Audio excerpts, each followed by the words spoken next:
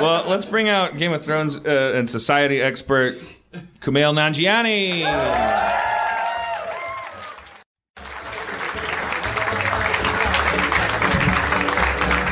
Oh. I brought you out as soon as I could just gotta get into the shade. Did they say the AC was repaired in this place? Oh, is it not on? I think that's probably... It's on? Yeah. I feel like Satchmo. Maybe I'm just gaining weight. Satchmo? Louis Armstrong? Yeah. Are you going to carry around a little towel? Yeah, I need like a rag, like a... Because that is what he was most known for, the rag. Well, I know he played the horn or something, but... Yeah. You're like Satchmo without the historical context and the musical ability. By the way, I looked it up. Minoxidil, which is the ingredient in Rogaine, is very, very poisonous to cats. Yeah. But only 6 cases have been reported. 4 of those died. But then so many people probably don't report it, like Chilean. Because cats die. Like I think if your cat dies and you also are going bald, you don't connect those dots. You're like, now I've only got one problem. Also, there's a couple of those people are actually putting Rogaine on their cats, like because their cat has a bald patch. Is that true? Or something. That's what I read online. Oh, I read that too. That's crazy. Can I say one? Okay, no, let's. No, say it. Say it. Okay, so this goes back to a little while ago. We had a heated discussion about, and I don't want to bring up like sore subjects, but I thought it was interesting about how we treat people who try to talk to us in public differently. You want to engage, and I don't. Well, no, like at the airport or something. Someone, right. You're like, hey, what's your vibe? And I'm like, hey, fuck off. You know, that's. Well, no, nobody wants to be like confronted when you're not ready for it. Right. Yeah. No, but I mean just like engage in conversation. And I said usually when I'm on a plane, I'll ignore the people trying to talk to me. On a plane, fuck everybody. I want to go. I want to pretend that I want absolute abject graveyard silence on a plane. Last week I was flying back from Atlanta. And I sit down, and an old lady's going to sit next to me, and I help her with her bag. And I put the bag up, and she says, and I'm thinking about your approach. And she says, I'm sorry, it's really heavy. You don't want to know what's in there. Now you do. No, I don't. Now I do. You want to know, I don't want to know. Because it's probably a human head. Well, luckily, she needs no prompting. She tells me, she's like, it's 6 pounds of strudel. It's for my son. So now I don't want to know anymore. Now I'm at a crossroads. Am I going to engage her, or am I just going to sit silently? And because you were so passionate about it, I was like, all right, I'll try this. And I said, might have to fight your son for it. That's what I said. Okay. That's not how I would have approached it. Well, this is what happened. This is how I got fucked. I'll have to fight your son for it. And she goes, good luck. He's 6'3". He's an architect. And that's when I knew I was fucked. Because she was giving out information that had nothing to do with what we were talking about. Well, he just wanted to... He could build a labyrinth around you. I do need to build a labyrinth around. There should have to fight minotaurs or whatever. And then she talked to me the entire time. She said the phrase... And when she said, my son's an architect, I loudly kind of said fuck, because I knew I was fucked. And she twice used the phrase, well, you know, the kind of people that the black community holds up as heroes. And in my head, I was just strangling Jeff. You're out there, Jeff. You're out there talking to these fucking people, giving them. You're out there you're feeding gremlins after midnight. Not true. And they go out attacking Phoebe Cates. Phoebe Cates did nothing. I'm Phoebe Cates. Why? You did it wrong. Why? You did it wrong. You got her wet. You don't get them wet. Oh, God. You didn't see her. Jesus. She hasn't been wet in a while. I don't mean get her wet like horny. I meant gremlins wet. She was in her 70s. It's been a while. I just came back from the Montreal. Part of the art of talking to the stranger is knowing when to and how to engage. Well, I didn't. You can't just go willy-nilly and talk about strudel and fight your sons. I want to fight your son. She had every right to come back with 6'2" and architect.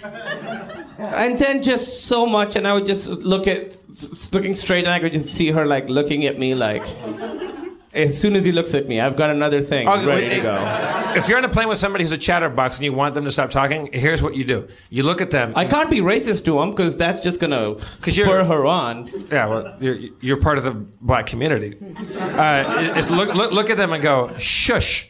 But with a smile. You go, shushy pie. Oh, give me a break. No. If you ever shush another adult, if you put your finger up to your mouth and go, shush. They fucking shut up. Yeah, nobody keeps talking when you go, I'm sorry, what's your name? Maria? Shush. Yeah, well, you could also call her a cunt and she'd shut up. No. Go around doing. You could pull out a gun. You could. Yeah. You could say something more racist than her to the point where she thought you were a little extreme. If you're on a plane, you go, you say, look, I need to take a nap. I want to read my book. Shut the fuck up. Shut the fuck up. I was on a plane one time and there was an old guy.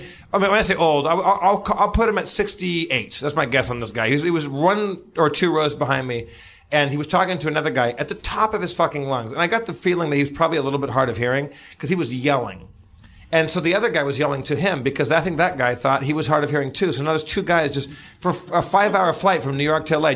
Well, you know another thing about fishing is, goddamn, I love to go fishing. And like everyone else is fucking sleeping because it's 9 a.m.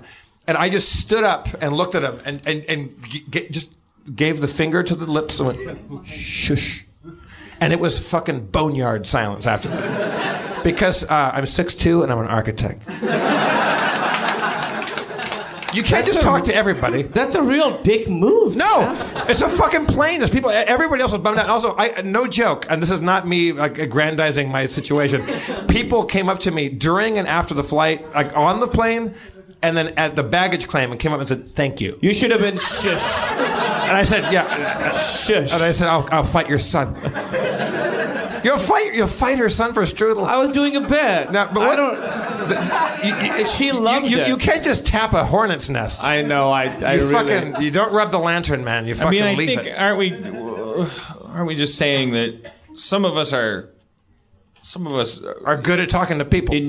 So and some of us are bad at it, so we don't want to do it. Yeah. But we also talked about, and that you're talking about that show several Harmontowns ago, Kumail, where you were saying that I think you were like doing a bit where like you were saying that you're not gregarious, but you are a very gregarious person. Yeah, but I don't like to talk to people I don't know. I'm fairly friendly. Under any circumstances, you're never curious about a stranger or strike up a conversation with a person next to you? Never once have I initiated a conversation with a stranger, I'm pretty sure. So you tried it because of me and you fucking... And look what happened. The kinds of people that the black community holds up as heroes. You're a curious guy. I was in Nashville recently last week where I wasn't here the last time in town, and we had a cab driver, it was an Uber. I'll talk to cab drivers. Yeah, because that's a stranger. Yeah, I will talk to them. And I was in the front seat, Uber and everyone people. else in the back seat, and he was kind of an oddball. And he was a guy that I think he gave me a business card. He is a guy that is absolutely certain that global warming is not happening, and he's a filmmaker and also an Uber driver, and he's made it. So he's an Uber driver. Well, look. Lots of filmmakers are Uber drivers, potentially. Yeah, that's what I saw Spielberg the other day. He drove me to the Vista. He was just a privileged. I would rather watch a movie by a guy that used to be an Uber driver or still is. But he was saying, like, well, you know, that 80% of scientists are emphatically agree that global warming is not happening. And I said, is that right? I said, I've heard people say that 90-something% of scientists agree that it is. He goes, no. That's what Al Gore wants you to believe. And my movie is called An Inconvenient Lie. Ah, nice. He flipped it. Yeah. So why shouldn't he call it a convenient lie? Maybe, yeah, or a convenient truth. I don't know. He's between shots right now because the weather's shitty. He can't shoot anything, so he's driving his Uber around with the air conditioning on. But he's saying he's like no. I said, but aren't like, and I was not going to try to I don't have enough information to shout him down about that.